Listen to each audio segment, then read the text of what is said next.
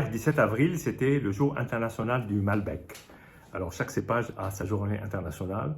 Le Malbec, alors quand on y pense, on pense à l'Argentine, le Chili, mais aussi toute la région du sud-ouest avec Cahors. Mais là, on va aller au Chili, classique, dans la vallée d'Itata, au sud du Chili, dans un coin qui s'appelle le Biobío. Et nous allons dans une bodega qui s'appelle Altamana.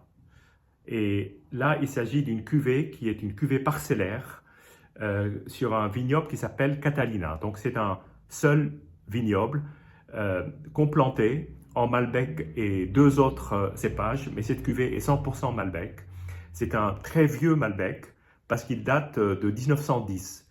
Et là, on est sur un 2014, donc on a plus de 100 ans d'âge des vignes. Donc, on est vraiment sur une parcelle très particulière que produit cette maison, qui est une grande maison de Chili, Altamana. Mais là, c'est la première fois que j'ai l'occasion de déguster une cuvée. Et comme c'était le jour international du Malbec et que hier, je n'ai pas pu avoir l'occasion d'ouvrir une bouteille, 24 heures plus tard, je rends hommage à ce très beau cépage.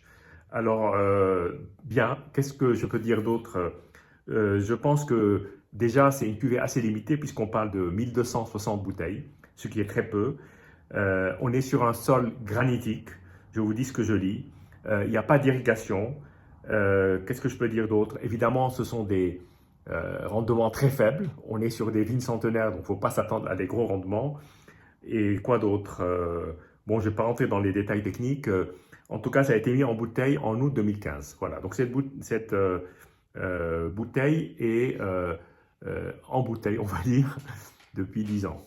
Donc voilà, allons-y, honneur au cépage Malbec.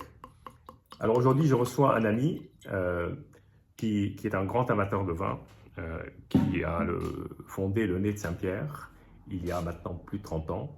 Et donc, on dégustera ce vin à l'aveugle en voyant comment il va réagir. Ce sera intéressant de rien lui dire. Et puis, voilà, il y aura d'autres bouteilles sur lesquelles je reviendrai. Mais là, c'est une des bouteilles, c'est la première que j'ouvre pour ce soir. Bien, alors la couleur est une belle couleur très très peu évoluée. On ne dirait jamais que c'est un vin qui a 10 ans, en tout cas à l'œil. C'est une couleur cerise pourpre, assez dense, une très très très belle couleur, très rougeâtre. Le nez est un nez de fruits rouges, mais à mort, quoi. Légèrement chocolaté. Cerise, fruits noirs, fruits rouges, là je sens un peu plus les fruits noirs. Mais sinon, très framboise, très très framboise. Très très beau nez.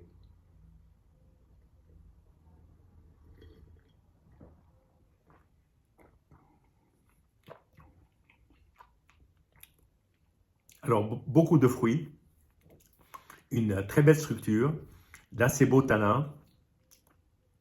C'est presque, je dirais, c'est salivant. Il y a un côté très légèrement salin et c'est d'une grande fraîcheur. Alors, je pense que le vin titre à 13,5. Donc, là, on ne sent pas du tout le degré d'alcool. On est sur quelque chose d'assez frais, d'assez immédiat et d'extrêmement précis en bouche, mais avec beaucoup de fruits, une belle matière tannique.